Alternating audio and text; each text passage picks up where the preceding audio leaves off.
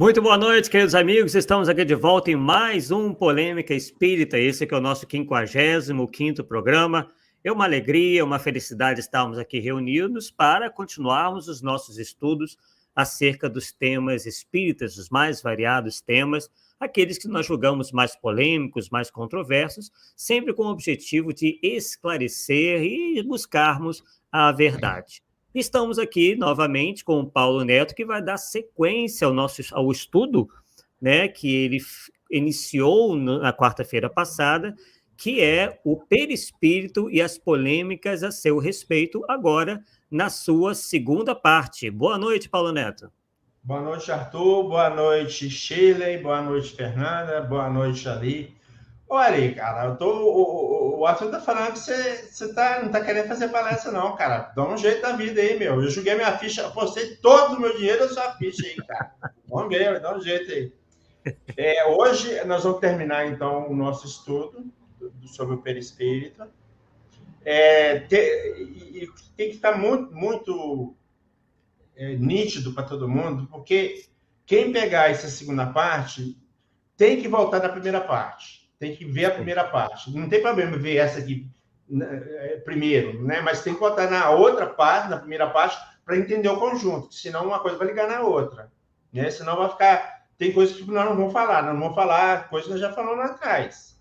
Então, aqui é daqui para frente, né? Arthur? Senão não adianta.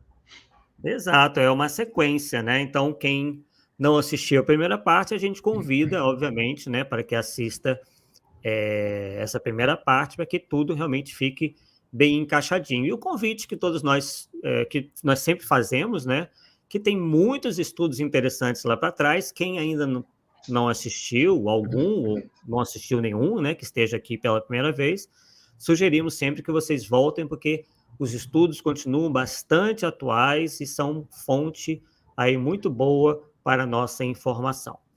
Bem, então vamos aqui dar início, vou já disponibilizar os slides que o Paulo vai usar na noite de hoje.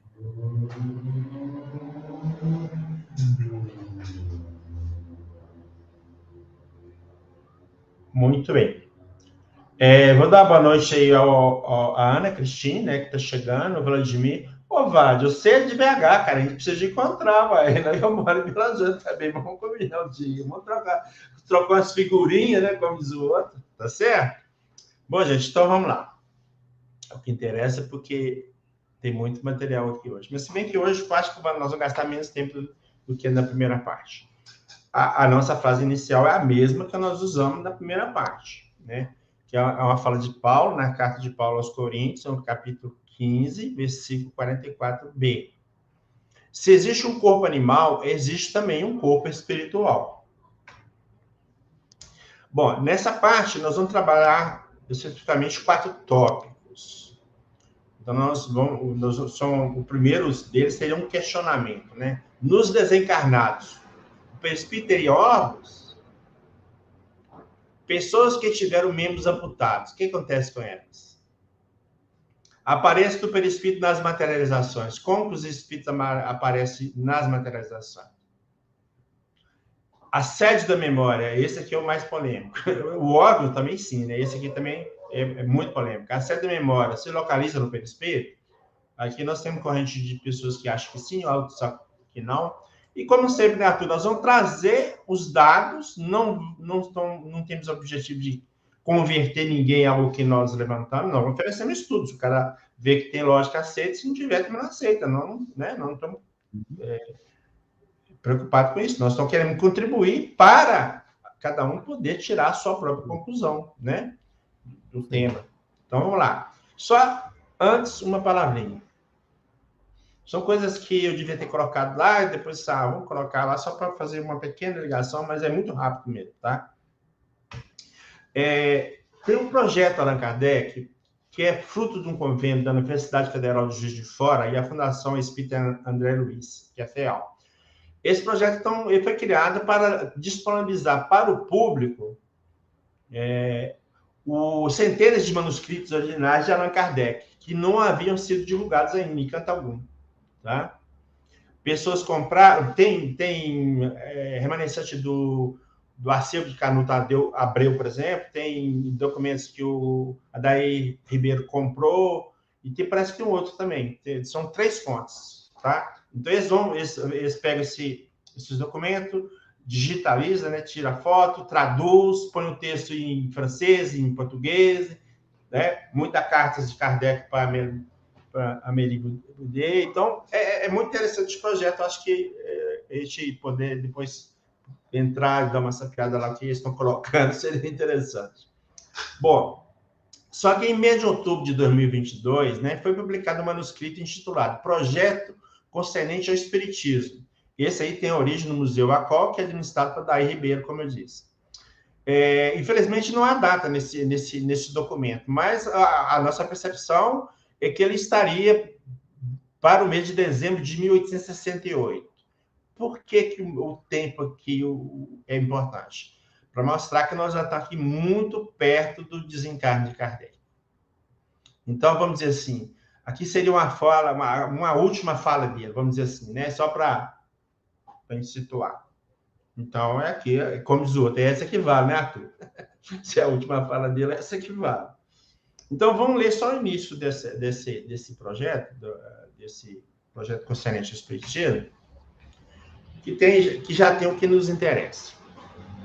Então, Kardec coloca assim: as bases do Espiritismo estão sem dúvida estabelecidas, mas ele precisa ser completado por muitos trabalhos que não podem ser a obra de um só homem. Ô, gente, aí está muito claro. E a gente sempre querendo fechar o Espiritismo. Umbral, Kardec não falou umbral, então não existe umbral. Kardec não falou em colônia, então não existe colônia. E vamos trabalhando essas coisas todas, criando polêmicas sem sentido. São coisas que está muito claro que ele não deu conta de fazer, porque é muita coisa que ele fez. O que ele fez é muita coisa, vocês nem calculam o que ele escreveu é muita coisa. E quer ainda mais coisas que ele detalhasse tudo, não tem como. Não tem como, é humanamente impossível. Então, ele deixa claro, os que vão vir depois de mim vão completar o que eu comecei. Simples assim. Né? Ele deu qual critério que ele deu? O controle universal, a questão da lógica, vários médios. Então, critério também ele deu. Então, qual o problema? Vamos ter que avançar nesse espiritismo, senão vai ficar estagnado. Né? Não dá. Né? E aí, na revista Espírito de 1870, mês de março, aí já quiser ver que eu estou bem próximo lá do lançamento do Livro dos Espíritos, 3 anos depois. Então, lá registra uma ata de uma reunião na Sociedade Espírita de Paris de 27 de janeiro de 1859. Então, 2 anos do lançamento do Livro dos Espíritos arredondados. Então, tem vários itens, né? E tem um item lá que chama estudos. Então, nesse estudo, coloca. Primeira pergunta sobre o fenômeno dos glóbulos metálicos ou de cristal como meio de se obter comunicações. Foi respondido que, então, fizeram a pergunta, né, dos fenômenos dos glóbulos metálicos, então, algum espírito, não foi identificado quem, respondeu. A teoria deste fenômeno não pôde ainda ser explicada, que faltam para compreendê-la certos conhecimentos preliminares que nascerão deles mesmos e decorrerão de observações ulteriores. Ela será dada em tempo oportuno. Então, este é o outro ponto que a gente tem que chamar atenção. Muitas vezes a informação não foi passada porque não era o tempo oportuno. Uhum. Nós não tínhamos conhecimento suficiente para abrir a mente para aquela nova realidade. Né? Então, no tempo certo, as coisas vão vir. Então, muitas vezes, o que está acontecendo? Voltamos. Vem a coisa no tempo certo e nós estamos falando, não está em Kardec, não existe. Espiritismo é só Kardec. Gente, nós temos que parar com isso. Kardec não falou isso, que Espiritismo é só ele. Ele é a base. O resto, o complemento, vem depois. Não tem jeito. Né? Esses são os 2 pontos que a gente quer chamar a atenção para somar o que nós falamos na vez anterior. Porque nós falamos sobre esse tema também. Né? Então, vamos lá nos tópicos que nós propomos a falar. Nos desencarnados, o perispírito teria órgãos? Vamos lá. Então, é importante ressaltar que na parte 1, tratamos da questão do perispírito ser o molde do corpo físico. E se liga diretamente com o que iremos expor neste tópico. uma vez que, dois pontos, se é molde, terá órgão. Se tem órgãos, poderá servir de molde. Uma coisa puxa a outra, não tem como fugir desses dois, né? E quando você fala molde do corpo físico, é um molde completo. A própria ideia de molde já dá a ideia de órgãos, só que não foi detalhado, né? Dentro das fontes que nós trabalhamos, não foi detalhado, o órgão tal. Mas quando você fala molde, é um molde completo do corpo completo. Então, sugerimos a todos que depois vejam, né, o que nela abordamos, dessa parte que nós abordamos, e para compreender melhor o que nós vamos falar nessa parte agora. Tá? Beleza? Mas, de qualquer forma, já vai dar para entender alguma coisa aqui. Então, no ano de 1798, nós deparamos com a mais antiga referência sobre o perispírito Terópolis. Lavater, que é Johann Caspar Lavater, né, que viveu de 1741 a 1801, ele era pastor, filósofo, poeta e teólogo e autor, é autor dessa primeira referência. Então, na Revista Espírita de 1868, no mês de março, nós vamos encontrar o artigo intitulado Correspondência Inédita de Lavater com a Imperatriz Maria da Rússia. Então, são várias correspondências que Kardec publica nessa revista espírita, e uma delas, em particular, que é a primeira carta, nos chamou a atenção. Então, fala de Lavater, tá? Mas se o corpo espiritual, o condutor e o intermediário de suas novas impressões, era ou se torna mais desenvolvido, ou melhor, organizado, o mundo da alma lhe parece segundo a natureza e as qualidades de seus novos órgãos. Então, quando está falando do corpo espiritual, os novos órgãos está falando ser referência ao corpo espiritual. Não tem outro jeito. Assim como o grau de sua harmonia e de sua perfeição mais regular e mais belo. Os órgãos se simplificam, adquirem harmonia entre si e são mais apropriados à natureza, ao caráter e às necessidades e às forças das almas. Então, esse corpo espiritual que tem um órgão próprio vai ter relação com o espírito na dimensão espiritual. Então, quando a gente fala órgão, mas ele tem o coração de matéria.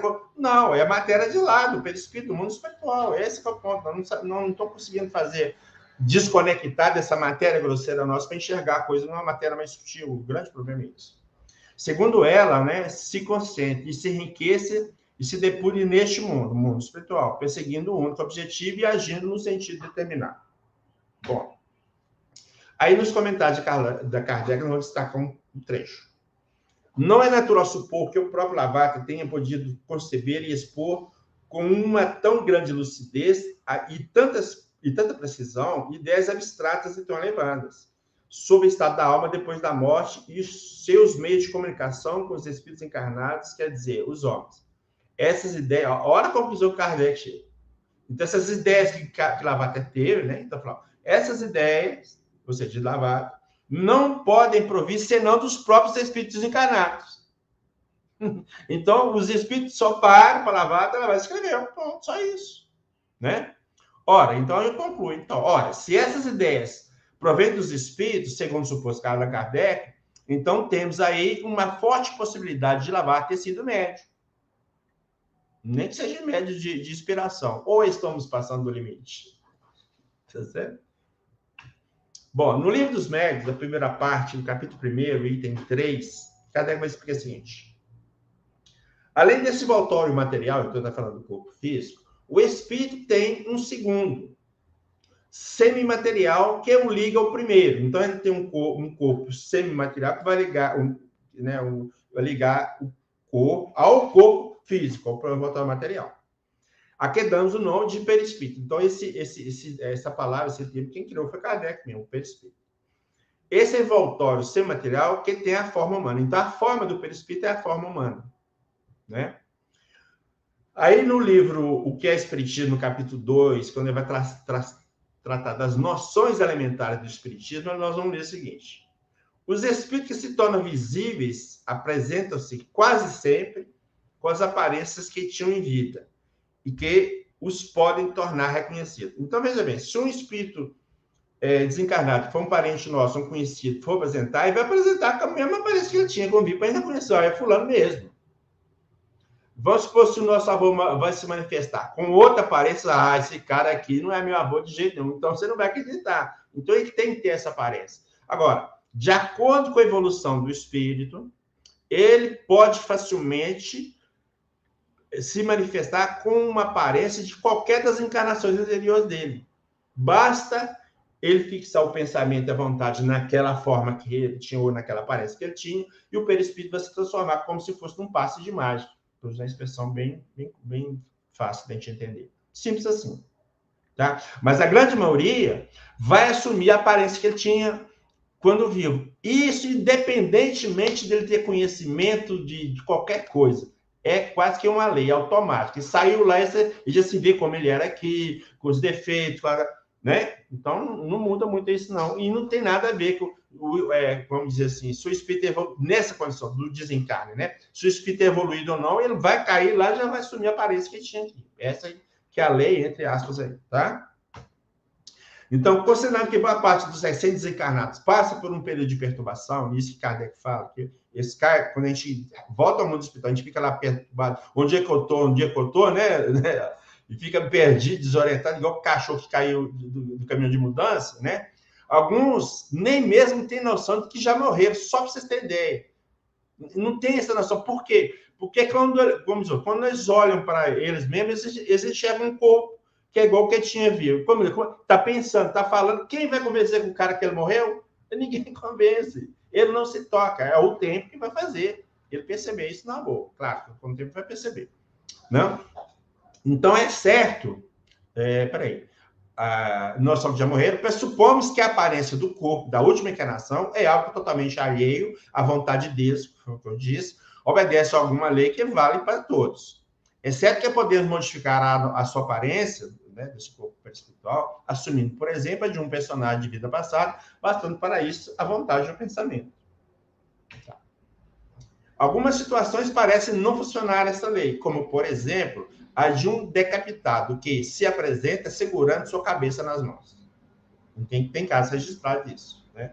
E eu já conheci, já presenciei numa reunião mediúnica, um espírito foi decapitado, ele chegou lá com a cabeça nas mãos. Você está aqui, então, você sem cabeça, não sei o que tem. Aí ele tem que fazer aquele trabalho, né, de convencimento.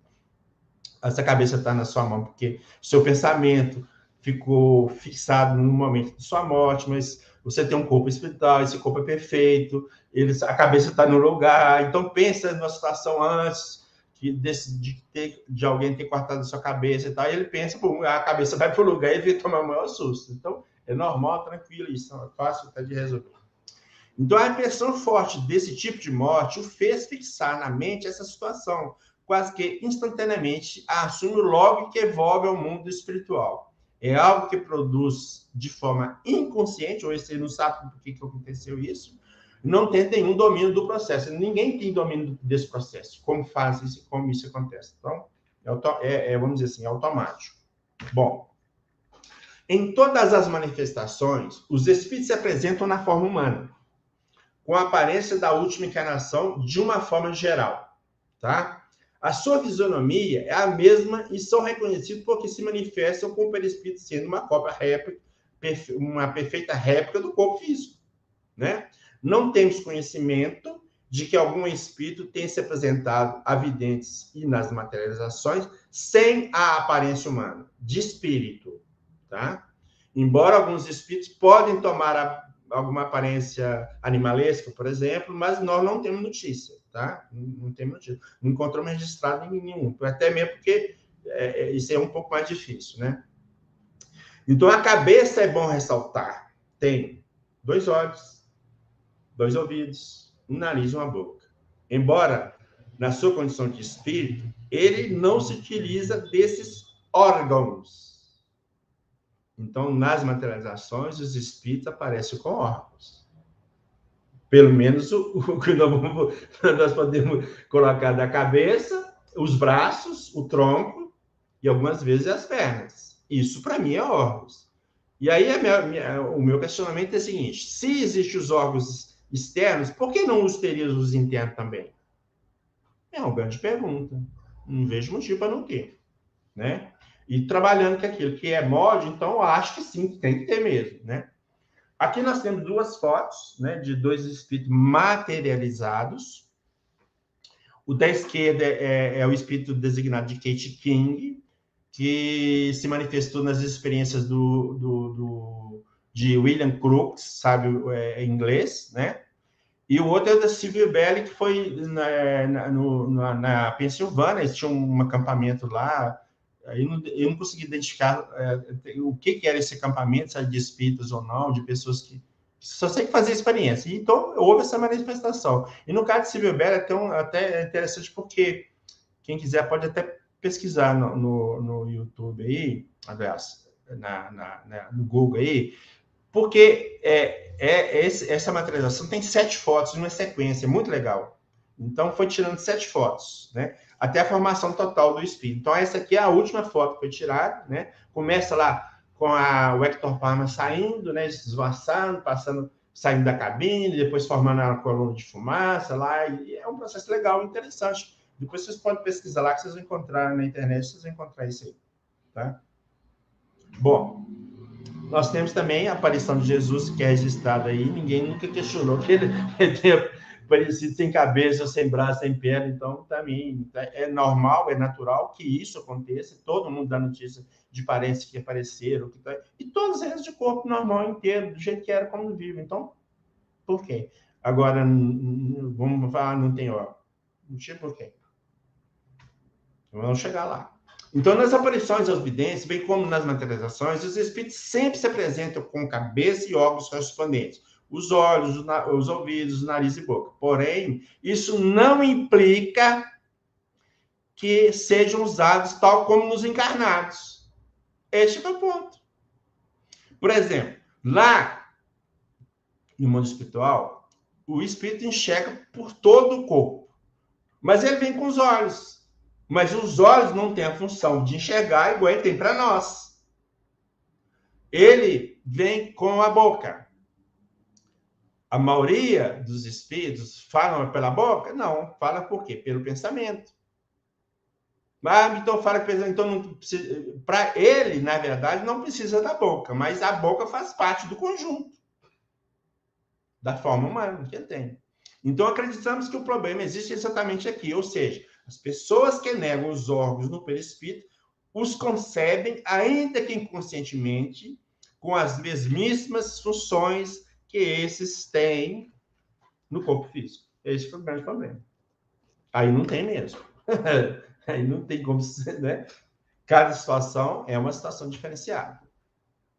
Aí nós vamos pegar Gabriel Delano no livro A Alma é Imortal, e ele vai dizer o seguinte: esta observação afirma que também o espírito dispõe de um órgão para produzir sons articulados e de uma força para acioná-lo. Isso então deve estar falando de quê? Da materialização onde os espíritos estão falando, né? Conversando com todo mundo. O caso aí que nós citamos do Kate King, ele conversava com todo mundo, ela conversava com todo mundo, abraçava todo mundo, brincava e tal. Numa boa, né? Então, aí continua Delano lá. Veremos dentro de um pouco, que o caso que vai contar mais à frente, que no perispírito não existe apenas a laringe, mas todos os órgãos do corpo material. O que, acima de tudo, nos importava assinalar é a notável uniformidade que se observa na maneira de agir dos fantasmas, quer se trate de um desdobramento, quer da materialização temporária e de um habitante do espaço. E desdobramento, então, seria a manifestação de espírito de pessoa viva, né? Então, é o que está bem claro. Bom, agora sim. Esta, melhor dizendo, é a questão que é usada para combater os espíritos terópatas. Não é mesmo, Arthur? Então, a pergunta é: que Kardec faz os espíritos? Os espíritos sentem fadiga e necessidade de repouso? Não pode sentir a fadiga, tal como a entendeis. Então, ele sente uma fadiga, mas não como a gente entende. Porque nós vamos entender a fadiga física. Olha aí, olha o detalhe. Porque não está falando que não sente, não está falando que não sente, está falando que sente, mas não da forma que a gente entende, tá? Continua. Consequentemente, não precisa de repouso corpóreo. Então, a fadiga lá é diferente, não precisa do mesmo repouso que a gente faz aqui do corpo físico. Essa é a comparação que ele faz. Por quê? Já que não possuem órgãos cujas forças devam ser reparadas. Contudo, o espírito repousa no sentido de não estar em constante atividade, ele não age de maneira material, sua ação é toda intelectual e seu repouso é todo moral. Então, ponto que eu quero colocar aqui. Eu até pulei, nem comentei para comentar agora. Não possui nenhum órgão ou não possuem órgãos cujas forças devam ser reparadas. Nós precisamos definir isso. O que foi falado? Foi falar que não tem nenhum órgão? Ou falou que os órgãos não precisam de reparar as forças, então ele tem órgão. Eu entendo assim. Ou estou apelando, Arthur? Não, faz sentido, né? Abre aí realmente, né, para uma reflexão, no mínimo, né, em relação a essa resposta. Porque eu vejo muitas vezes a questão de interpretação, porque na minha percepção não está falando que não tem órgão, está falando assim, não tem órgão, precisa reparar a força. Então tem um órgão. Igual você tem fadiga, não como entender, isso é mais ou menos dentro dessa linha de raciocínio. Então pega aqui, não tem órgão, pega pelo aquela leitura dinâmica, né? Vamos dizer assim, não tem órgão, já não tem, então perfeito, não tem, e fica nessa briga toda em cima de uma coisa que para mim é questão só de interpretação. Eu sinto muito. Posso estar errado? Posso, claro, posso estar errado, mas até hoje ninguém me convenceu, ao contrário. Da interpretação da questão. Sim. Tá? A interpretação dessa questão. Aí vem o Espírito Sanson, na revista Espírito de 1862, fala o seguinte: para vós, como veis, conheceis uma forma limitada, circunscrita, embora fluídica, sentis uma cabeça, um tronco, braços e pernas. Então, foi a pergunta que foi feita a Sanson. Então, eu respondo: o espírito, tendo conservado sua forma humana, a forma humana, aí eu cortei, né, para ficar mais objetivo, tem todos os membros que falais. Que membros que falais? Cabeça, tronco, braços e pernas. Então é concreto lá. Sinto perfeitamente as pernas e os dedos, porque podemos, por nossa vontade, vos aparecer ou vos apertar as mãos. Ué, se mão não é órgão, como é que vai apertar a mão? Então, além de ter o órgão, eles podem, vamos dar uma certa consistência, tá? Nessa mão fluídica dele, a ponto de causar impressão em nós. A gente apertar e sentir com a mão está segurando a nossa mão. Seria uma, vamos dizer assim, uma materialização, ainda que parcial, só da mão. Tá? Ainda que só parcial da mão. Né? Então ele diz lá: estou perto de vós e apertei a mão de todos, meus amigos. Só que ele apertou, ninguém viu, ninguém sentiu. Né? Sem que disso tivesse a consciência lá. E ele mesmo fala: tá aqui cumprimentando todo mundo, ninguém me viu. Ó. Né? Bom, aí nós temos que falar, e eu já até falamos de certa forma dele lá, o William Crookes, né, que ele tem a obra Fatos Espíritos, que ele vai registrar justamente as experiências com Kent Kim, que nós mostramos aquela foto, através da foto. Então ele vai dizer o seguinte: uma noite contei as pulsações de Kate. O pulso batia regularmente, 75, enquanto o da senhora Cook, que era média, Florence Cook, poucos instantes depois atingia 90. Então ele está mostrando que a batida do pulso do médio era diferente do espírito. Esse que é a preocupação dele, para não falar que o espírito era o médio, tá certo? Aí, escutando o peito de Kate, eu ouvi um coração bater no interior. E as suas pulsações eram ainda mais regulares que as dos corações da senhorita Cook. Quando, depois da sessão, ele me permitia igual verificação. E aí vai ser o problema, né? Como é que um coração fluido vai bater? Não é? Não tem sangue, sei lá, não tem sangue correndo, não tem nada. Como é que vai bater? Eu fico imaginando, numa possibilidade, tá? Não posso bater martelo, que esse bater do coração do perispírito é que vai dar um impulso ao coração físico bater, bombear o sangue. Se ele não vier com esse sistema de bombeamento, como é que vai bater o sangue?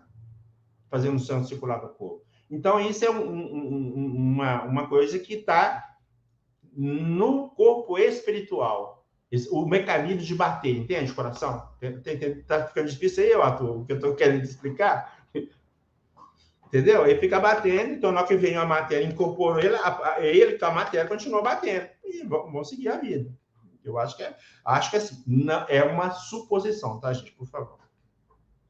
Então, mais à frente, estaremos novamente essa questão aqui, desse caso aqui. Porque nós vamos estar numa situação, nós vamos falar de novo. Aqui é só para mostrar a questão do coração, bater, né? Só ressaltar a questão dos órgãos. Agora vamos usar um cientista famoso também, conhecido por quase todos nós, é o Charles Richet. Charles Richet foi prêmio Nobel de Fisiologia em 1913 e era o criador da ciência chamada metapsíquica, né, que depois se transformou no que nós conhecemos hoje de parapsicologia. A metapsíquica surgiu do fenômeno espírita, olha para você ver qual é o negócio, e depois se transformou em parapsicologia. E a parapsicologia hoje quer negar o espiritismo, as comunicações. Olha o problema aí.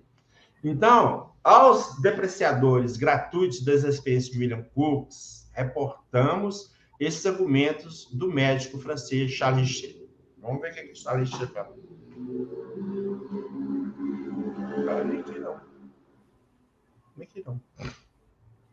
Eu coloquei no cara errado. Espera aí, só um pouquinho. Uhum. É porque eu mudei de lugar. Ai, cara.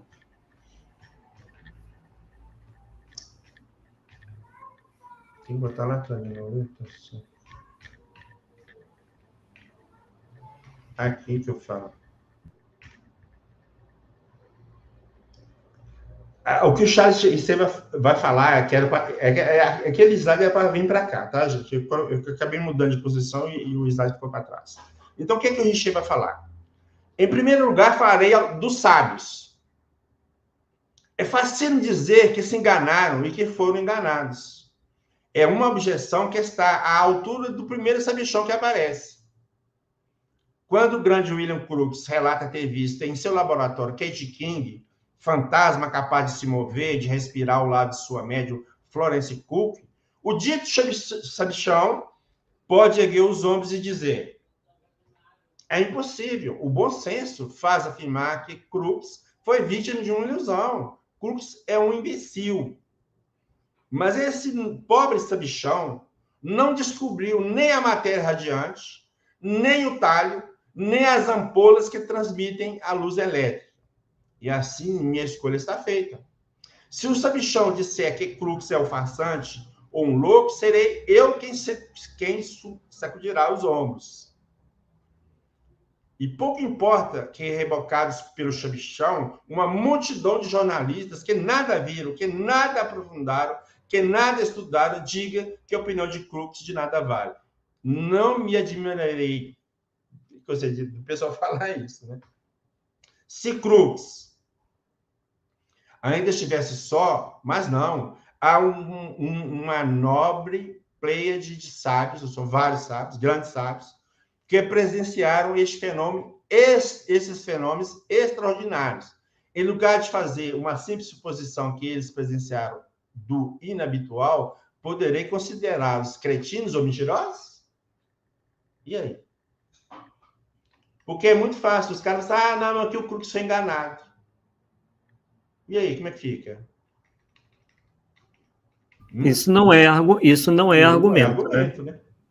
Deixa eu voltar lá na posição aqui. É assim, quando uma opinião me favorece, tudo bem. Aí, quando não me favorece, eu digo que a pessoa foi enganada.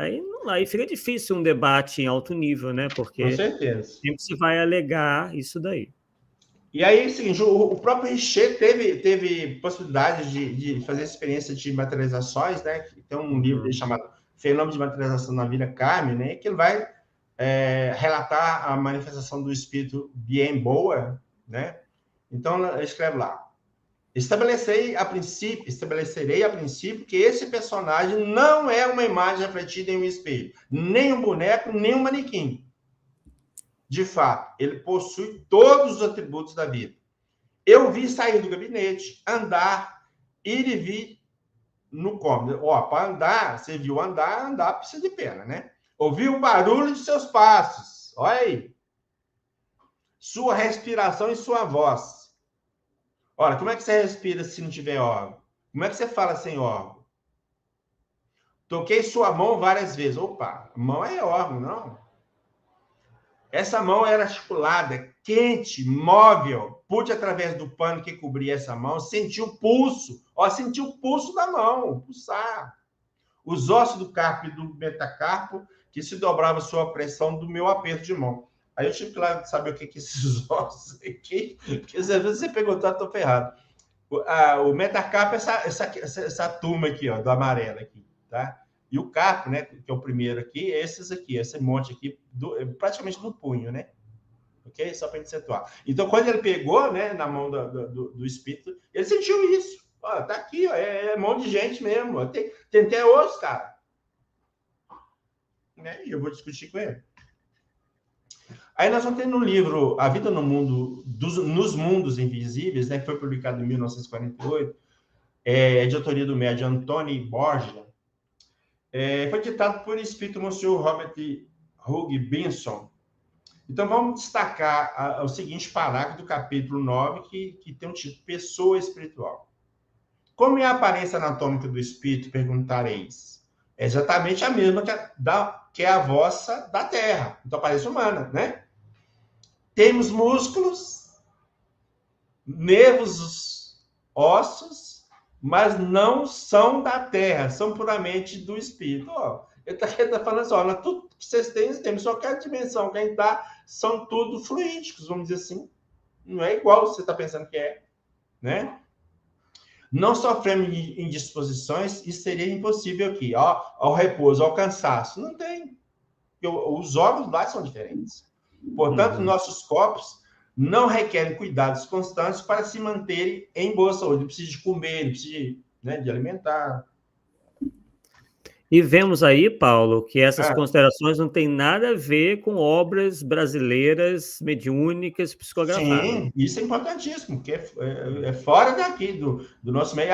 Isso aqui copiou de André Luiz, essa mania que o pessoal tem. Né? Aqui ela é sempre perfeita, a forma, né? Porque temos um grau de vibração até elevado. Então, tem a forma humana, um grau de vibração elevado, ou vamos dizer, energia mais sutil, para a gente entender um pouquinho, né? Que germes causadores de doenças não podem entrar. Subnutrição, no sentido que é conhecido na Terra, não existe aqui. Mas subnutrição espiritual, isto é, da alma, certamente existe. Será estranho pensar que um corpo espiritual possua cabelos e unhas? Como queríeis que fôssemos? Não seríamos repugnantes sem os traços anatômicos usuais? Já pensou se o pai ou o avô aparece lá sem cabelo, por exemplo, assim, cara, que é isso? Não, já fica pouco com a aparência do esqueleto, né? A cabeça sem cabelo. Tô falando de você não, viu? Brincadeira, hein? Aí, vamos lá. Isso parece uma afirmação elementar, mas às vezes, necessário dar voz ao elementar. Então, não, isso para mim aqui é tranquilo. Agora tem que falar para vocês entenderem, cara. Senão vocês não vão entender. Né? E o interessante também é que o espírito, o senhor Robert Hugh, era um católico, cara.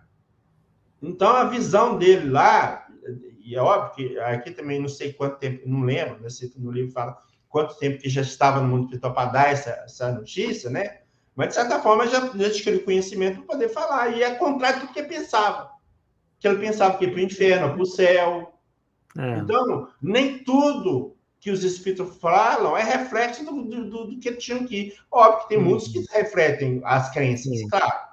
Mas nem todos, não podemos generalizar. Todos os espíritos falam da crença quando vivem. Não é assim. Não pode ser assim. Vai variar de caso a caso. Aí, na obra Recordação da Mediunidade, publicada em 1966, autoria de Ivone do Amaral Pereira, ressaltamos o seguinte trecho em que ela narra um diálogo com o Dr. Carlos Canalejas. Então, um trecho que o Dr. Carlos é o espírito, né?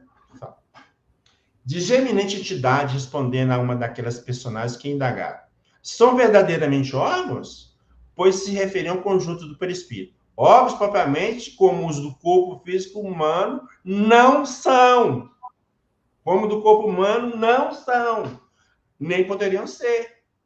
Mas, possuindo vocábulos para nos fazermos compreender melhor, convenhamos em chamar-lhes órgãos.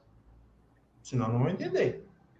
São, porém, a forma semimaterial ideal dos mesmos órgãos humanos. Ideal é a forma ideal, como que é o coração, por exemplo. É a forma ideal do coração. É a mesma forma do coração, é isso que está querendo dizer. Então está afirmando aqui que o perispírito tem tudo. Ou corpo espiritual. Como que baterias, acumuladores de vida intensa, poderosos e sensíveis ao mais alto grau que podereis compreender. Forma sede de energias vibratórias incalculavelmente ricas. Essa vida aí existente é constituída pelas várias modificações do magnetismo ultrassensível e da eletricidade, cujos poderes totais o homem ainda não pode abranger, ao passo que o conjunto é protegido pela camada vibratória da matéria mais rarefeita existente no planeta, a qual tudo reveste, modelando a figura humana ideal. Modelando. Cada uma das tais baterias ou órgãos armazena uma força eletromagnética de grau de sensibilidade diferente.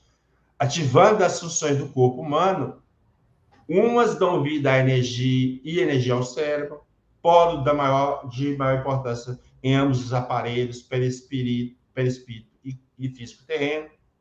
Outras ao coração, né, energia ao coração, mais outras à circulação do sangue, outras mais às funções gástricas, hepáticas, genitais, etc, etc. E assim sendo, as mesmas baterias trarão como que o desenho dos órgãos que deverão acionar no corpo humano. Olha o molde aí. Olha o molde aí. Uma coisa puxa a outra, não tem como. Uhum. Né? Espírito Joana de Anjos. Essa aqui é muito difícil entender o que ela fala, é complicado para mim. A vida, porém, tem no mundo espiritual suas matrizes. O mundo corporal é a materialização pura e simples das construções transcendentes das esferas do espírito. Então, o que você tem de matéria é o que tinha lá antes. É isso que está falando, não é? É isso, Arthur? A roupagem orgânica é elaborada pelas fixações mentais e ambições morais de cada um na imensa romagem evolutiva. A semelhança do corpo, ou melhor, semelhante ao espírito, é a fisiologia orgânica, porque o ser, possui organização fisiológica, obviamente, mais complexa do que aquela que constitui a maquinaria física. Então, está falando assim, o espírito tem uma organização fisiológica mais complexa do que o encarnado. Porque, talvez por causa da função de ser nós. Sim. Né? Na obra Raimundo, é uma prova de existência, de autoria de Oliver Joseph Lodge, ela foi publicada em 1916, olha a data. E vou pegar o Oliver Lodge, esse Raimundo era filho dele, tá? Ele teve comunicação através eu não sei quem que era mesmo, se é a mulher dele. Talvez esqueci, devia ter colocado aqui. Bom, diz ele, então o trecho do livro. Diz ele aí se referindo ao filho Raimundo. Meu corpo é muito semelhante ao que eu tinha na Terra. Belisco-me, às vezes, para verificar se é um corpo real e vejo que é. Mas o beliscão não dói como doeria no corpo da carne. Olha você ver a comparação. Aqui uma coisa, lá é outra. Ele está fazendo uma comparação fantástica, né? Os órgãos internos... Opa, como é que é o negócio? Os órgãos internos, então tem. Não parece constituído nas mesmas linhas do corpo da carne. É a forma ideal, é a forma, mas não é a mesma coisa. Né? Não pode ser completamente os mesmos, mas segundo todas as aparências externas, é o mesmo. Só que posso mover-me mais livremente. Opa. Mais livremente. Ó, uma coisa que eu não vi ainda, aí ele vai pôr sangrar. Então ele não viu lá sangrar. Conheci um homem que tinha perdido o braço, mas adquiriu outro. Sim, conseguiu os 2 braços agora. Quer dizer, provavelmente perdeu o braço quando vivo, né? Então, no mundo hospital, ele está com os 2 braços. Então, ele não perdeu um braço lá no mundo hospital. Então, houve uma recomposição, né? Do braço que ele perdeu. Mas que recomposição é essa? É o perispírito que existe o braço. Ele perdeu o braço físico, mas o braço do perispírito não. Né? Por isso que ele, né, apareceu com os 2 braços. Logo que penetrou no astral, parecia incompleto, sem um membro no corpo, mas foi ficando e está completo. Então, olha você vê, no momento que ele cai lá, que pode ser o caso desse espírito, não necessariamente estou afirmando que é, ele vai assumir a forma que ele tinha, mas com o tempo ele vai voltando à situação normal. Então, como ele não tinha braço, ele apareceu lá sem braço. Aí, com o tempo foi passando, ele foi entendendo, compreendendo, o braço voltou, entre aspas, voltou ao normal. Olha você ver que é a situação. Fala de pessoas que perderam membros do corpo há muitos anos. Aí, ó, a amputação, olha os membros amputados aí. Né? O corpo perispiritual é portador de todas as matrizes dos órgãos carnais. Isso aqui está falando é Luiz Gonzaga Pinheiro, no livro Perispírito e Suas Modelações. Então, ele está dizendo, ó, o corpo perispiritual é portador de todas as matrizes dos órgãos carnais, bem como participante nas funções do corpo físico elaborado. Estudar o corpo humano é estudar o perispírito, e vice-versa. Lógico que não desvinculando tal estrutura da situação mental como fator de harmonização ou desagregação molecular dos membros. Ou seja, o nosso pensamento pode refletir no nosso físico e no nosso corpo perispiritual também. Muitas vezes a gente fica lá, como diz o outro, caçando doença, daí a pouco a doença aparece no corpo físico, né? Certo? As questões dos sentimentos, os sentimentos principalmente, eles causam prejuízos ao corpo físico. E isso a própria ciência está falando. Não é nem coisa de espiritismo, mas já está falando. Uma pessoa rancorosa, pode ter certeza, ela vai ter algum problema na área digestiva, um câncer, uma úlcera, sei lá. Então, tem um reflexo. E se esse reflexo fica no corpo físico por um tempo, ele acaba atingindo o perispírito também. De repente, reencarna lá na frente com algum problema. Ou pode reencarnar, melhorzinho. Não necessariamente. Aí nós temos o portal Vadmec Espírita. Ele é mantido pelo pesquisador Luiz Pessoa Guimarães. E nele ele apresenta 49 fontes diversas que fazem referência a órgão fluídico. Nessa pesquisa que nós fizemos, citamos 13 delas. Então, 13 das 49 que ele cita, tem 13 que eu cito, ok? Seria 26,5% delas, então. Aí nós podemos citar alma imortal, correlação espírito-matéria, diversidade calisma, fatos espírita, fenômeno de blocação, história do espiritismo, nomeado eterno, nomeado infinito, nosso lar, o consolador, Raimundo, recordação de mediunidade e revista Espírito de 1960, que é as que eu cito, que está lá no dele também. Então, o número é significativo, né, de fontes para tratar, então não é bem para cima de, não aceito, então tem que pensar 2 vezes. Pessoas que tiveram membros amputados. Viu que no caso lá, ele recompôs, né, no perispírito, ele recompôs o membro que estava amputado. Né? Então, no item 257 do Livro dos Espíritos, escrevemos o seguinte parágrafo. O corpo é instrumento da dor. Se não é a causa primeira desta, é, pelo menos, a causa imediata. A alma tem a percepção da dor. Essa percepção é o efeito. A lembrança que dela conserva pode ser muito penosa, mas não pode ter ação física. Então, o espírito pode desencarnar com sensações de dor, mas porque a dor está na mente, porque ele não vai sentir a dor, ele vai sentir aqui. Mas se você perguntar, você está sentindo dor? Se não, estou morrendo de dor. Por quê? Aí, como diz, a dor está na mente, né? Enquanto ele tiver aquela dor na mente, ele vai sentir dor, esse é o ponto. Né? As reuniões mediúnicas estão cheias disso. Muitas vezes o médico sintoniza com o espírito em situação aflitiva desse jeito assim, ele quase que capta tudo que o espírito está sentindo e passa mal também. Pela transmissão lá de energia, de pensamento, negócio muito, muito interessante. Então, a lembrança que a dela conserva, Kardec está falando, pode ser muito penosa, mas não pode ter ação física. De fato, nem o frio, nem o calor são capazes de desorganizar os tecidos da alma, claro, né? A alma não pode congelar-se nem se queimar. Não vemos todos os dias a recordação ou a apreensão de um mal físico produzir um efeito da realidade, até mesmo ocasionar a morte? Né? Todos sabem que as pessoas amputadas sentem dor no membro que não existe mais.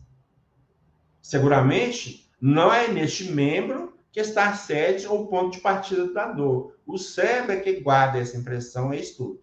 É lícito, pois, admitir-se que coisa análoga ocorre nos sofrimentos do espírito após a morte. Um estudo mais aprofundado do perispírito e tantos outros fatos vieram lançar luz sobre essa questão, motivando as explicações que passamos a resumir. Então, o espírito pode sentir dor? Pode sim. Agora, é uma dor real? Vamos dizer assim? Não, porque é uma dor, vamos dizer assim, entre aspas, tá, gente? Psicológica, vamos dizer assim, né? Uma dor psicológica. Enquanto a mente dele está pensando na dor, ele vai sentir. Na hora que ele desligar daquela dor, ele volta à situação normal, tranquilo, né? Agora, veja bem, a pessoa tem um braço amputado e continua sentindo a dor lá, a dor pode estar na mente, ou também o perispírito está lá e está ainda tendo um reflexo da dor no perispírito. Vamos supor, se perdeu o braço, para ser mais claro, né, para dar exemplo, ele perdeu o braço. Aí ele fica sentindo a mão passando, mas a mão não está lá, porque não tem o físico mais, mas no perispírito ele tem ainda. Então, esse reflexo está lá também. Revista Espírito de 1866, mês de janeiro, o artigo A Jovem Cataléptica de Sauber, cujo nome é Luiz B., não citou o nome, né? Contava com a idade de 16 anos e meio. Destacamos o seguinte trecho do comentário de Kardec. Quando Luiz B. vê as pessoas vivas, os estragos do tempo desaparecem e, tendo perdido algum membro, subsiste ainda para ela. Então, essa Luísa vamos dizer assim, evidente. Então, ela está vendo os espíritos, né, e das pessoas vivas. Então, os estragos aparecem. Isso é uma característica muito interessante, porque tem relatos de espíritos que desencarnaram, velhos, vamos dizer, de idade, né, e chega lá, estão renovados, remoçados, vamos dizer assim. Mas o que aconteceu? Porque isso também acontece e é registrado. O perispírito, não sofrendo a influência da matéria, ele pode tomar uma aparência muito mais jovial. Então, ele modifica de alguma forma. E isso não é que o espírito queira fazer, deixou de fazer, não. Isso como dizer, é um procedimento automático. Vai acontecer mais cedo ou mais tarde, vai acontecer com ele. Né? A forma corpórea permanece integralmente reproduzida pelo fluido nervoso. O que ela vê é o envoltório fluídico. Então, essa evidência, o que ela vê no membro lá, então, é o perispírito que está vendo. O braço lá é o perispírito. O braço que foi amputado está vendo o perispírito. Né? O corpo lateral não pode ser amputado. O perispírito não é. O que se designa por fluido nervoso não é outro que não o fluido perispiritual. Sim. Allan Kardec, então, referindo-se a um trecho dessa narrativa, vai explicar o seguinte. Quando Luiz B. vê as pessoas vivas, os estragos... eu já falei isso aqui, não? Está repetindo. Na obra Vidente de Pré-Vortes, Justino Skerner, ele vai falar. A médica Dereka Ralph, ele trabalhou com ela durante 3 anos, de 1826 a 1929. Então, tem um capítulo lá chamado, o capítulo 11, Visão pelo Epigastrio. A primeira parte, da primeira parte do livro, nós vamos escrever um trechinho. Aqui é o desenho da pessoa que teve o braço amputado. Certo? Só para ter ideia. Quando ela encontrava uma pessoa que perdera um membro, continuava a vê-lo ligado ao corpo. Então, era uma evidente que via a pessoa, né, que tinha um braço amputado, por exemplo, não, o braço está lá, né? Isto é, via a forma do membro projetada pelo fluido nervoso, ou seja, o perispírito, né, que o próprio Kardec falou, tal como via a forma fluida das pessoas mortas. Então, ele está falando de pessoa viva, né? Este interessante fenômeno permite, talvez, explicar as sensações experimentadas pelos que ainda sentem o membro amputado, né? A forma invisível do membro está em relação de continuidade com o corpo visível, forma esta conservada pelo fluido nervoso. Então, ele fala assim, ó, como existe o braço no perispírito, então a pessoa sente a dor neste braço do perispírito, ou sente a coceira lá. Então, é isso que ele está falando, que vai explicar essa situação. Porque o avidente vê, então, isso vai explicar a situação do cara sentir. Eu conheci um cara lá que perdeu um braço lá na minha terra aqui. Exatamente, esse foi São Paulo. Eu fico, minha mão fica coçando, ele não tinha mão, cara. Ele cortou quase aqui em cima, não tinha mão. Como é que eu senti costa lá, que era coçando. Aí, então, agora, a aparência do perispírito nas materializações. Na codificação espírita, não encontramos o uso do vocábulo materialização. Isso, para mim, foi fantástico, porque não encontrei mesmo. Algo que nos surpreendeu. Allan Kardec, em várias ocasiões, faz referência a aparições dos espíritos, entre elas se encontra a que designou aparição tangível. Então, o que seria a aparição tangível? É a materialização. Então, ele não usou o termo materialização, né? E ele entendia essa materialização, ou aparição tangível, como um agênero. Né? Olha você vê, uma coisa puxa a outra, né? Que, como veremos, depois eu vou falar sobre o agênero, é um fenômeno que também pode ocorrer com espírito de pessoas vivas, ou seja, com os encarnados. Da aparição tangível do encarnado, tal. Livro dos Médiuns, capítulo 6, segunda parte, manifestações visuais, o tópico ensaio teórico sobre as aparições, no item 104. Quando o espírito deseja ou pode aparecer, reveste por vezes uma forma ainda mais precisa, com todas as aparências do corpo sólido, levando o observador a querer ter diante de si um ser corpóreo. Então, a materialização é tão forte que o cara esse cara está vivo. Então, por quê? É a aparência humana, não tem outro jeito, né? Em alguns casos, finalmente, e sob o império de certas circunstâncias, a tangibilidade pode tornar-se real, o que significa que podemos tocar, palpar e sentir na aparição a mesma resistência, o mesmo calor que no corpo vivo. O que não impede que a tangibilidade se desvaneça com rapidez no relâmpago. Então o espírito pode sumir rapidinho, você não vê mais nada, né? Mas ele pode tocar, você vai sentir. Então, lá, apertou a mão do espírito, o cara não sentiu lá os ossos da mão? Olha lá, tá aí. Nesses casos, continua Kardec, já não é somente com o olhar que se nota a presença do espírito, mas também pelo tato. Se pudéssemos atribuir à ilusão ou uma espécie de fascinação à aparição simplesmente visual, a dúvida já não seria possível quando conseguimos segurá-la, a aparição, né? Palpá-la e quando ela mesmo nos segura e abraça. Aí não pode falar que é ilusão, né? Os casos de aparições tangíveis são os mais raros. Realmente não tem muita notícia. Eu, pelo menos, nunca vi uma materialização de espírito. Porém, os que têm havido nesses últimos anos, a gente está falando no início da codificação, provam e explicam os relatos históricos acerca de pessoas que, depois de morte, se mostraram com todas as aparências da realidade. As materializações que ocorreram ao longo do tempo, registradas, né, por todo canto.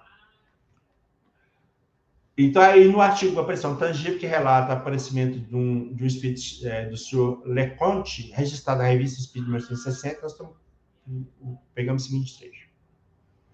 Não foi senão no dia 19 que Leconte lhe disse: uma vez que desejes uma missa, onde queres que ela seja dita e a ela assistirás? Aí o espírito responde, né? Eu desejo, respondeu o espírito, que a missa seja dita na capela de Santo Sauer em 8 dias e ali me encontrarei. Então ele ditou onde que ele quer que faça a missa e falou: eu vou estar lá. Aí ele acrescentou: há muito tempo que não te via e estava distante para vir te encontrar. Dito isso, deixou apertando-lhe a mão. Ó, depois nós encontramos, tá? Apertou a mão, então sentiu a mão. Uai, se não tem órgão, como é que eu vou sentir mal? O senhor lá enquanto não faltou com a sua promessa. No dia 27 de janeiro, a missa foi dita em Santo Sauer, e ele viu seu antigo camarada ajoelhado. Opa, então tem perna, cara. O Espírito tem perna também. Nos degraus do altar, junto ao padre oficiante, tá? Pertinho do padre. Mas nenhum outro que ele o percebeu. Nenhuma outra pessoa que estava lá percebeu, né? Se bem que perguntaram ao padre e os assistentes se não ouviram. Será que vocês viram um cara aí? Não, ninguém viu nada, não. Você é louco, cara. Aí a nota de Kardec, que comenta nesse relato, é o seguinte. Segundo esse relato, cuja autenticidade está garantida por uma pessoa digna de fé, não se trata de uma simples visão, mas de uma aparição tangível. Aí, ó, como a aparição tangível é materialização, né? Uma vez que o defunto amigo do senhor Laconte apertou-lhe a mão. A isso os incrédulos chamarão de uma alucinação. Mas até o presente, esperamos ainda de sua parte uma explicação, cara. Você chama alucinação, eu quero que você explique claramente. O que é isso que você está chamando? Porque senão não adianta. Falar que é só não resolve. Como é que você aperta a mão de uma alucinação? Como é que você toca? Não tem jeito. Então é esse o que é. Tudo bem, você pode falar que é, mas você prova que é? Tem como? Não tem jeito, então. Né? Livro dos Médios. Pois não tem jeito. Quando eu uso o LibreOffice para fazer a formatação do slide, depois quando ele passa para o do Office da Microsoft, ele pede a configuração todinha. Aí o que era tudo descortado, tá cheio disso aqui. E quando eu fiz, eu conferi e tá tudo certinho. Agora você abre a segunda vez, já mudou tudo. Difícil. Então, no livro dos médios, no capítulo 7, para falar da bicorporeidade e transfiguração, o item 144. Tudo que foi dito sobre as propriedades do perispírito após a morte também se aplica ao perispírito dos vivos. Ou seja, a materialização, a tangibilidade, tudo o que vale para um vai para o outro. Não faz diferença. É isso que ele está falando. Por que ele está falando isso? Porque ele vai citar casos de Santo Afonso de Ligório e Santo Antônio de Padre que se materializaram. Que vai citar, que é a registro da história. Leão Denis também vai falar sobre eles, né? E aí nós podemos acrescentar, Eurico Passanufo, inclusive, também fez, eu tinha aconteceu com ele essa bicorporeidade, né? Foi num lugar, na casa de uma mulher, que estava tendo um parto difícil, fez o parto, aí o marido foi correndo lá no colégio onde ele estava, não, você tem que ir lá em casa para a mulher fazer parto, não, eu já estive lá, cara, já fiz, não, foi a força, quase a força, chegou, a mulher falou, você não precisa ter voltado não, cara, eu já estou bem. Quer dizer, ele teve lá, fez o parto. Então, aqui é uma materialização. Por quê? Porque ele teve que trabalhar com alguma coisa, um instrumento, qualquer coisa, ele teve que fazer. Então, ele teve que materializar. Porque o espírito só, sem estar materializado, vamos dizer assim, ele não consegue pegar na matéria. Ele não pega, por exemplo, ele não consegue um bisturi, uma tesoura, ele não pode costurar, ele não faz nada. Agora, ele materializando, ou dando a tangibilidade ao corpo espiritual, ele consegue fazer.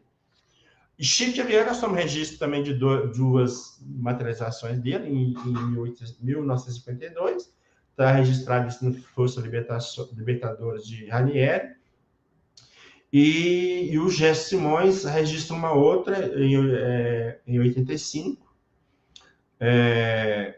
está no livro Materializações de Chico Xavier. Voltamos lá em Gabriel Delano. No livro A Alma Imortal, que nós já citamos, ele vai falar do desdobramento do ser humano. Então, vai falar da bicorporeidade, né? Desdobramento, é o que aconteceu, que nós estamos falando. Então, ele cita 10 casos. Desses 10 casos, 60 deles ocorreram materializações. Tá? Então, ele explicando, ele vai dizer assim, ó, em todos os exemplos acima citados, a forma visível da alma é cópia absolutamente fiel do corpo terrestre.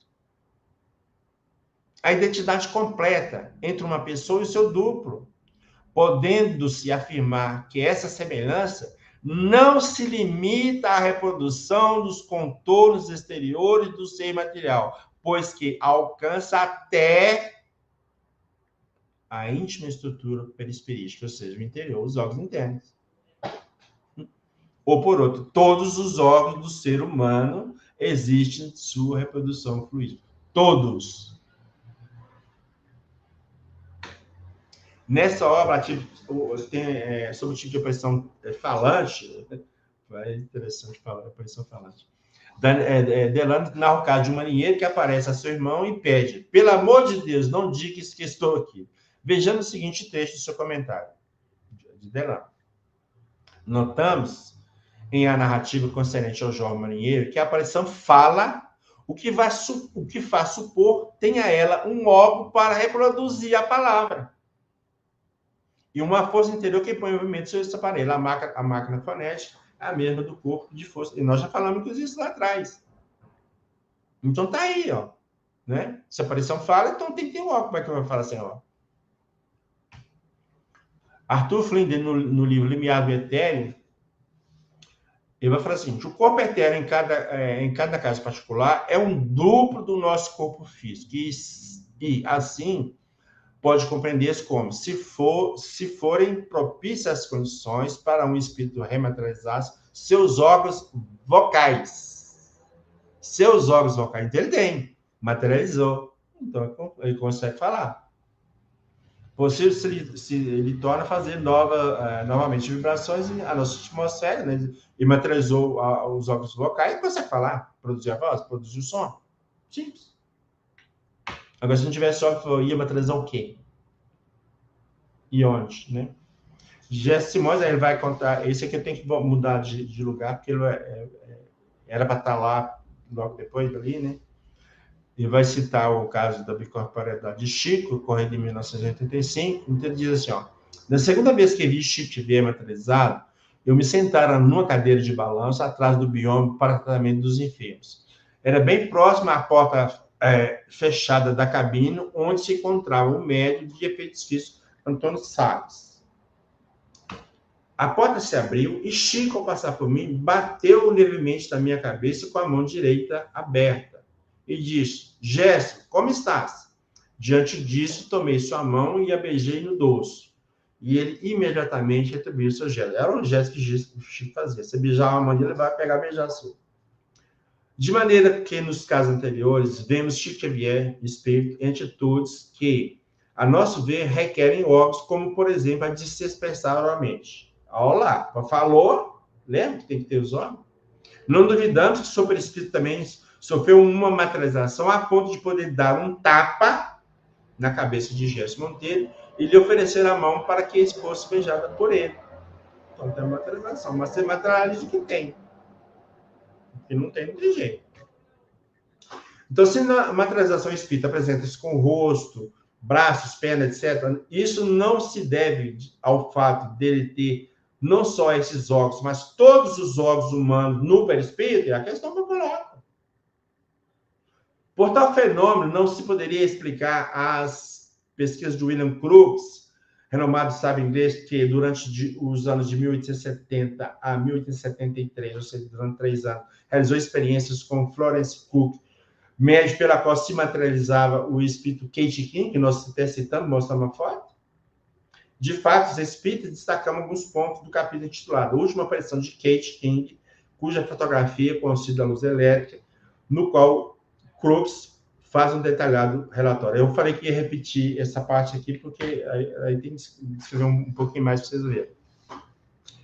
Quando os dois esboços foram postos, um sobre o outro, as minhas duas fotografias coincidiam perfeitamente com topóides, etc. Mas Kate é maior meia cabeça do que a senhorita Cook, e perto dela parece uma mulher gorda.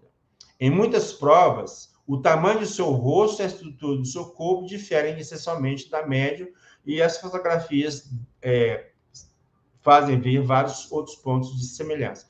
Então, está mostrando que a aparência física da médium não tinha nada a ver com a aparência física do espírito. Física não, perispiritual, né? Do espírito. Então, era diferente. Porque o grande problema que na época, lá para trás, quando ocorria as materializações, sempre se falava que era o médium fingindo se passar pelo espírito. É esse que é o ponto. Então, ele está mostrando, ó, isso aqui é o médium, isso aqui é o espírito. Então, são duas coisas diferentes. A preocupação dele foi em cima disso aí. Tenho a mais absoluta certeza que a senhorita Cook e Kate são duas individualidades distintas, pelo menos no que diz respeito a seus corpos. Vários pequenos sinais que se acham no rosto da senhorita Cook não existem no de Kate. A cabeleira de senhorita Cook é de um castanho tão forte que parece quase preto.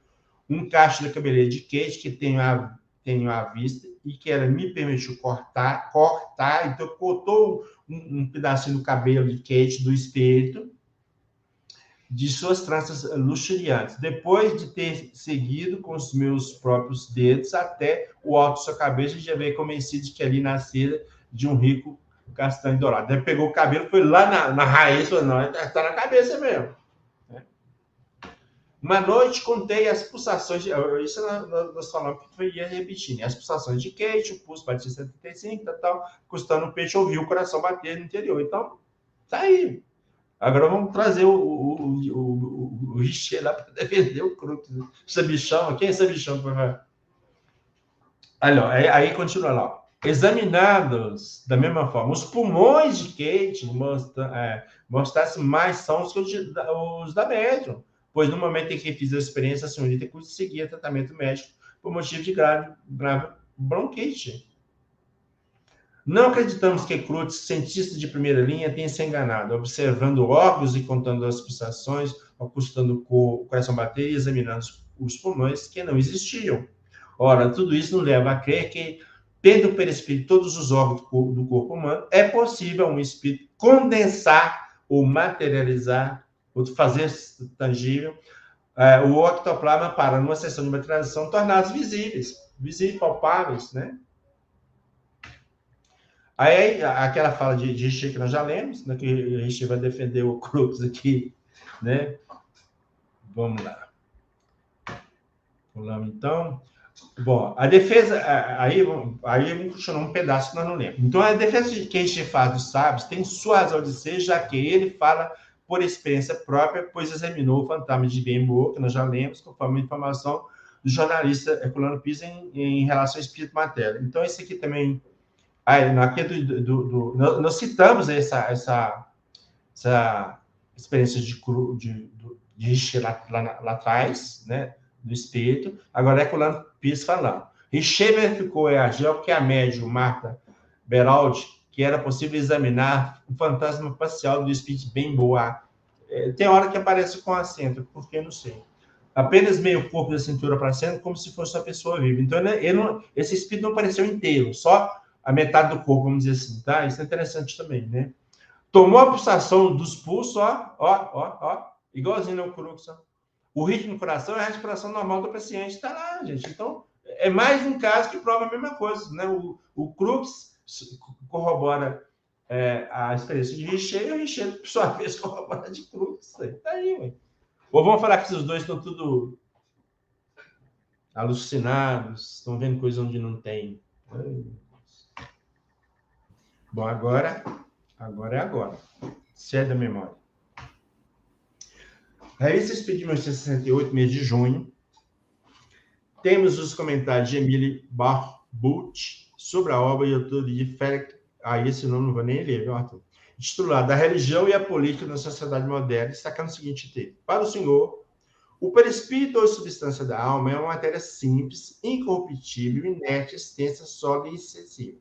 É o princípio potencial que, por sua sutileza, recebe todas as impressões, assimila-as, conserva-as e se transforma sob a ação incessante, de maneira a encerrar toda a força moral, intelectual e prática. A força da alma é de origem virtual, espiritual, ativa, voluntária e refletida. É o princípio de nossa atividade. Por toda parte onde se acha o nosso perispírito, encontra-se igualmente a nossa forma. Do perispírito ou do tesouro adquirido de nossa natureza dependem a nossa sensibilidade, as nossas sensações, os nossos sentimentos, a nossa memória. Então, ele está localizando a memória no perispírito. A nossa imaginação, as nossas ideias, e aí segue. Então, aqui um caso, está registrado na Revista Espírita, que localiza a memória no perispírito. Aí vamos ver Leon Denis. O corpo fluídico não é somente um receptáculo de força, é também o registro vivo em que se imprime as imagens e lembranças. Ou se você imprime imagem e lembrança, a memória está lá. Né? Sensações, impressões e fatos, tudo aí se grava e fixa. Quando são muito fracas as condições de intensidade e duração, as impressões quase não atingem a nossa consciência. Nem por isso deixará de ser registrada no perispírito, em que permanecem latentes. Vai ser cessado de um momento ou outro. Leon Denis ainda. O espiritismo esclarece todos os problemas da fisiologia pelo conhecimento do corpo fluídico. Sem a existência deste, que é o corpo fluídico, seria impossível explicar a aglomeração na forma orgânica e sobre um plano determinado das inúmeras moléculas que constituem o nosso invólucro terrestre. Então, neste ponto, ele está falando que o perispírito é o molde, ou modelo. Do mesmo modo que é a conservação da individualidade e da memória através das constantes mutações do corpo humano. Então, o perispírito excede da memória. O corpo muda. Nós mudamos o nosso corpo cada ano, praticamente. Né? As células morrem, se acompanham. Mas o perispírito, ele tem a mesma forma porque tem alguma coisa que mantém aquela forma, que é o perispírito. De todo jeito. Aí vem Gabriel Delano. Como conceber, então, a conservação da memória e com essa identidade? Pergunta dela.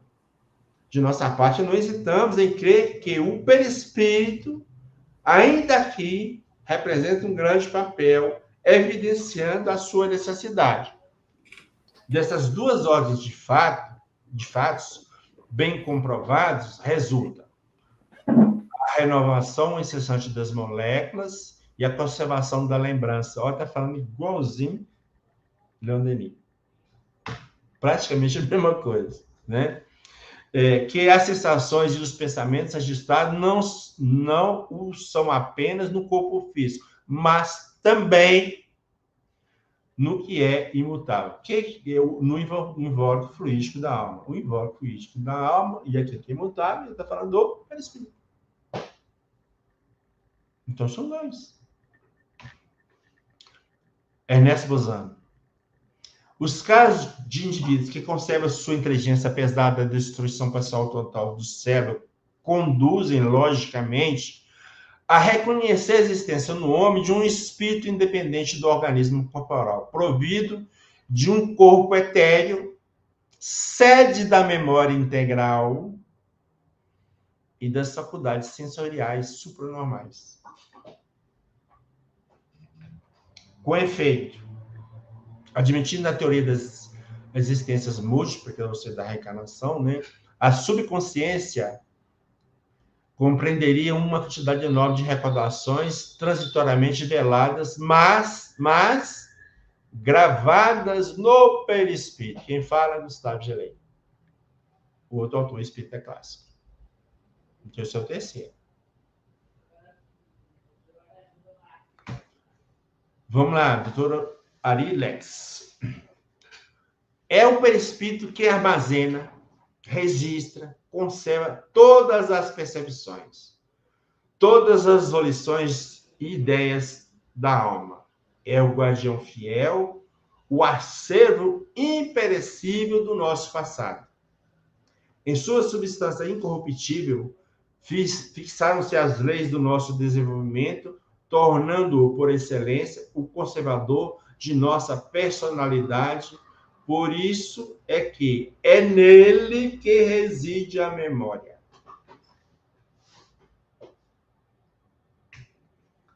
Caibá Schutter. Aqui é quando vivo, tá, gente? Porque tem manifestações de Caibá depois de mim. A noção do perispírito vem esclarecer o fenômeno da memória, pois ele se nos apresenta como o local dos estados de consciência passados, o armazém de lembranças. Armazém de lembranças é da memória. A região no qual se faz a fixação mnemônica é de memória mesmo, né, Arthur? Pois bem, É você memória que tem a ver com imagens, né? com imagens? Das imagens, é fixação de imagens. De imagens, tá. Pois bem, o ser pensante continua a existir depois da morte com esse corpo que é inalienável. Então, depois da morte, nós temos esse corpo, tudo é fixado lá, nós vamos entender, tá tudo aqui para nós. Não tem mais uma matéria mais. Sexto, né? Outros estudiosos que também veem pelo espírito como sede da memória, Carlos Torres Pastorin, Técnica da Mediunidade, Décio Iandoli Júnior, no livro Fisiologia Transdimensional, Hermínio C. de Miranda, no livro A Memória e o Tempo, Jorge André com Relações de Espírito e Matéria, e Ivone Amaral Pereira, Recordações da Mediunidade. 1, 2, 3, 4, 5. Então, nós praticamente estamos perto de 10, né? Perto de 10, doutor. Então, aí vem Emmanuel. O corpo espiritual não retém somente a prerrogativa de constituir a fonte da misteriosa força plástica da vida. Ó, aí ele está falando do perispírito, do molde aqui, cara, forma plástica da vida, a qual opera a oxidação orgânica. É também ele quem é o corpo espiritual, né? A sede das faculdades, dos sentimentos, da inteligência e, sobretudo, o santuário da memória, em que o ser encontra os elementos comprobatórios de sua identidade através de todas as mutações e transformações da matéria. Olha aqui, ó, ele está falando a mesma coisa que o Denis falou e o Delane, olha para você ver. A transformação da matéria, ele mantém pelo perispírito, que é sede, que é o molde. Aí vem Bezerra de Menezes no livro Grãos Partidos. No caso inteiro, porém, encontra-se a dormir espiritualmente. A continuidade dos fortes sedativos, por processo de assimilação perispiritual, prostra-lhe também a alma aturgida. No entanto, fenômenos inconscientes produzem-lhe sonhos desagradáveis por automatismo psicológico, que são fruto das recordações impressas no dédalos da memória perispiritual.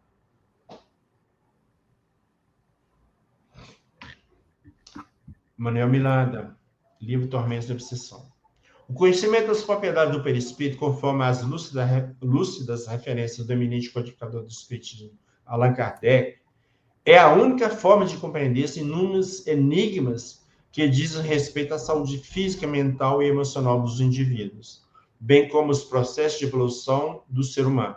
Sede da alma arquiva as experiências que são vivenciadas, bem como os pensamentos elaborados, transformando-os em realidade, conforme a intensidade de sua constituição. Então, é o segundo espírito que fala a mesma coisa, que serve como sede da memória, como arquivo.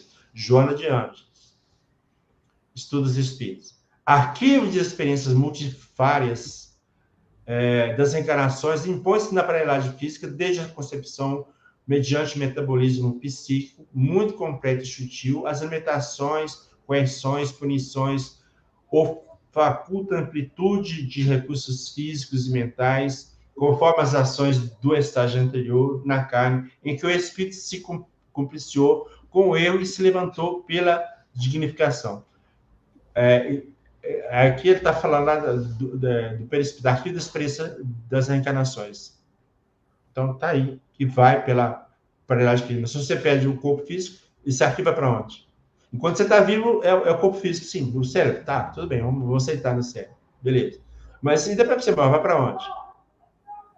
Então tem que ter alguma coisa que armazena. E aqui, pelo que a gente está vendo, que é repetidas vezes, né? Aqui o Hermínio de Miranda. Vamos lá. Afirmei em meu livro A Memória e o Tempo que, ao finalizar essa experiência na carne, ou mesmo ante a ameaça mais vigorosa e iminente de que ela está para terminar, dispara um dispositivo de transcrição dos arquivos biológicos para usos perispirituais, do que resulta aquele belo e curioso espetáculo do replay da vida, para o qual estamos propondo o nome de recapitulação. Olha, alguns espíritos relataram, e nas EQMs também tem aparecido relatos semelhantes, que naquele momento da próxima morte ali, o espírito revê toda a vida, numa fração de segundos, tudo que aconteceu na vida dele. Então, eu faço uma comparação mais ou menos o seguinte: vamos supor que nós estamos trabalhando num computador, nós estamos digitando um texto no Word, por exemplo, tá? Aí chega no momento, nós vamos salvar o texto, quem quer manter, continuar, sei lá. Aí você manda salvar. O que o computador faz? Lê tudo que nós escrevemos e arquiva em algum lugar, tá certo? Então, parece que ocorre a mesma coisa com a gente. Ao desencarnar, tem um mecanismo que nos faz ler toda a vida para gravar em algum lugar também. E vai gravar onde? No perispírito, tá certo? Então, talvez tira do físico, talvez, tá, gente? Não estou afirmando. Tira do físico para transferir, vamos dizer assim, para o perispírito. Então, fica aí, né? E mais adiante, então, vai falar o Hermínio o seguinte, ó. Uma vez transcrita a gravação dos tapes perispirituais, ó, no perispírito, então grava no perispírito, né? O corpo físico é... Epa, esqueci lá, faltou C. 84. Tem que rever esses exames todos.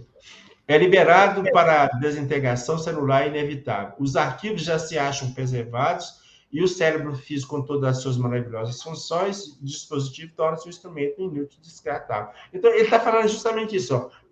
Está lá, que fala no físico, nós de morrer, faz uma gravação no perispírito. E aí você pode liberar o corpo para morrer, como o outro, que está falando mais ou menos isso assim. Ó. É evidente que tais observações, como outras contidas no livro, trazem teor especulativo e representam suposições e hipóteses a serem testadas por pesquisadores credenciados. Então, da mesma forma que tem hora que eu falo que é minha opinião, ele está falando, o Hermínio está falando, eu vejo dessa forma.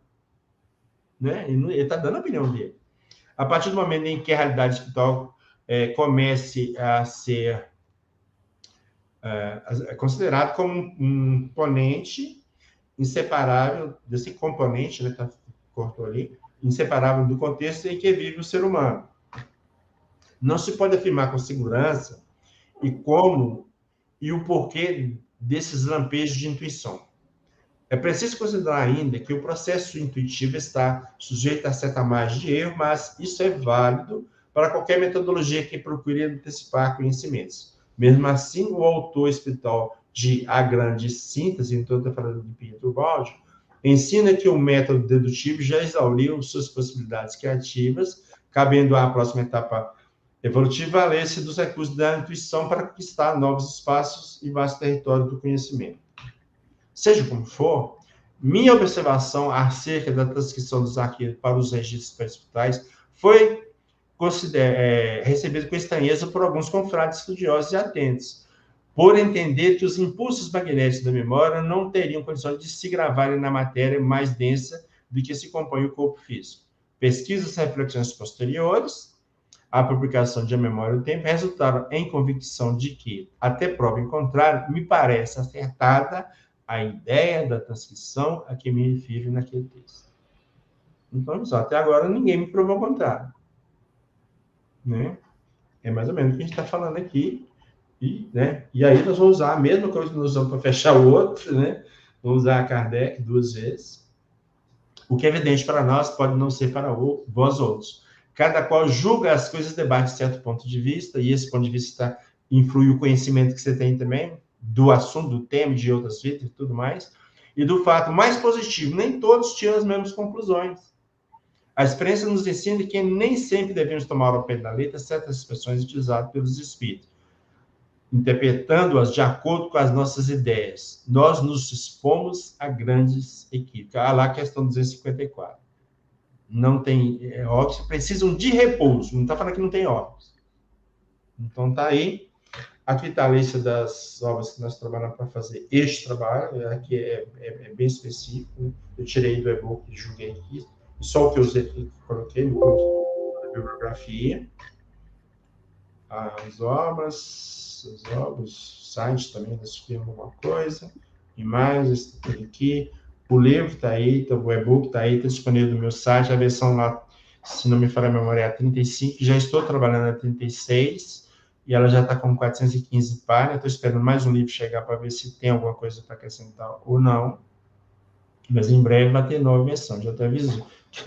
Que já vi, vai ter nova versão que não tem jeito. A gente vai mexendo aqui, mexendo ali, lê um texto, lê uma referência, a gente corre atrás, não tem jeito. Isso é só incorrigível nisso, né, Arthur? É o Arthur que sabe, não tem jeito. E aí tá aí o nosso endereço lá do nosso site. Bem, só reforçando, né, a questão do mnemônico, você está certo sim, Paulo, tem a ver com a questão da memorização. É que eu lembrei aqui de uma técnica chamada de técnica mnemônica, que também se utiliza de imagens, gráficos, palavras para memorização, mas a palavra mnemônico realmente está diretamente ligada à capacidade de memorização, só para deixar claro aí. Bem, temos aqui, antes do nosso encerramento, algumas perguntas. Vamos lá. Ana Cristina Lima pergunta: e as pessoas que receberam órgãos em transplantes? Ana Cristina, na verdade, assim, na pesquisa que a gente fez, nós não encontramos nenhuma referência, tá? E tudo que a gente falava é sua opinião pessoal. Então, eu não sei, não saberia não, te responder, não. Aí teria que pesquisar especificamente alguma. Porque aqui tem certas informações que igual a Hermine, você viu que ele especulou, tá? Nós podemos especular, tudo bem. Mas a gente muitas vezes tem que aguardar para ver o que os espíritos falam disso, né? Uhum. Aí, no comum, fala assim, rejeita porque o órgão é de outra pessoa, não foi feito para ele. Aí ainda fala assim, ó, que a pessoa passa a ter o sentimento ou percepção que o outro doador tinha. Aí fica tudo complicado, então tudo no campo de hipótese. Eu não vi nada a que eu possa te dar uma resposta segura sobre isso. Então, eu prefiro me abster. A mesma Ana Cristina pergunta: os espíritos do mundo espiritual se reconhecem pela aparência ou tem outra maneira, tipo pela afinidade de pensamento que conserva e os identificam? Na questão aí, eu acho, aí eu vou achar, tá? Que é por afinidade mesmo de pensamento, de vibrações. Então, é o seguinte, vamos supor, você conheceu a pessoa 15 encarnações para trás, então hoje ela está encarnada e tem uma aparência diferente. Ela vai para o mundo espiritual com a aparência que ela tem hoje, mas você vai identificar pelas vibrações, ou por talvez até um acesso à memória da pessoa, tá? Troca de pensamentos, telepatia, e você perceber que aquela pessoa é aquela outra. Mas a aparência em si, nessa situação, para o plano espiritual, eu acho que pouco importa, viu? Sério mesmo. Eu acho que pouco importa.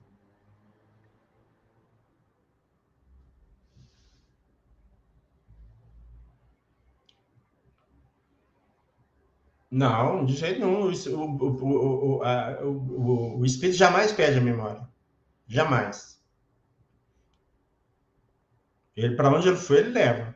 Porque, vamos dizer assim, a memória do espírito é o acúmulo de conhecimento, é o acúmulo de experiência, é a maneira de ser dele. Então, ele não pode perder nunca isso, porque ele deixa de ser um indivíduo.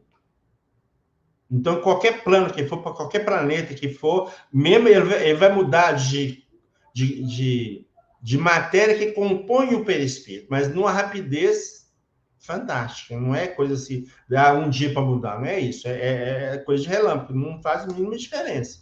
Tá? E aonde ele for, ele vai levar, né, a memória dele.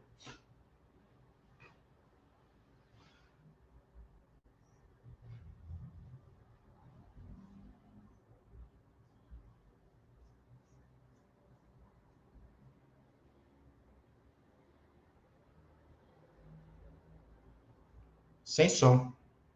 Sem som, Arthur. Prontinho. Opa, agora. Então, foram só essas perguntas, né? Tivemos aqui uma série de comentários, o pessoal participando bastante, né? Como de costume, ainda mais num assunto amplo como esse, né? Realmente, como foi dito no início, eu acho pela Fátima, que é bastante polêmico, realmente, né? O movimento espírita, de maneira geral, não chegou a um consenso em relação a isso, né? Temos aí algumas posições, mas você aí menciona pessoas, né, de peso dentro do movimento espírita, como Leon Denis, Gabriel Delane, né, o Hermínio Miranda, o Arilex, no qual eu sou super admirador, enfim, todos aí com bastante unidade, né, de pensamento em relação à questão do perispírito, né? Então, E aí tá eu aí a volto a apresentação. pedir, Sim. volto a pedir ao pessoal para assistir a O parte primeiro. 1, porque aí vai ter um complemento. E muita coisa que fica na dúvida aqui vai entender por lá. Porque, como eu disse, lá está muito clara a questão do perispírito ser molde, e sendo molde, o órgão existe. Então, uma coisa puxa para a outra. Então, tentar amarrar uma situação na outra. Eu não tinha assim, razão de ficar repetindo o que eu falei lá. Né? Aí, como diz, aí não anda para frente, como os outros, né? Fica tudo parado. Então, nós temos que andar. Então, como há a possibilidade das pessoas assistirem as duas partes, então fica muito mais fácil. Isso aí, o pessoal aí todo agradecendo. Fernanda Linhares brincando aqui, vai ter parte 3, 4? Ah, não, essa é a última, Fernando. Aí vocês podem baixar o e-book lá, ler com calma, se tiver com sugestão, ou perceber que a gente tem colocado alguma coisa indevidamente, por favor, me avise, porque a gente está aqui em busca da verdade mesmo, né, que eu não quero me pousar, né? Eu sempre falo isso como o dono da verdade, de jeito nenhum, jamais. Mas eu estou atrás dela, né? Então, se estou errado na situação, eu mudo, igual já aconteceu recentemente, uma situação que foi colocada aí em razão de uma fonte que me passaram, uma informação, alguém chegou e falou, isso aqui não é assim, eu mudei de ideia, não vou ficar malhando de jeito nenhum. Sem dúvida. Né? Não há interesse em se manter no erro, né, quando já se identificou, né, esse mesmo erro. Não há porquê disso, realmente.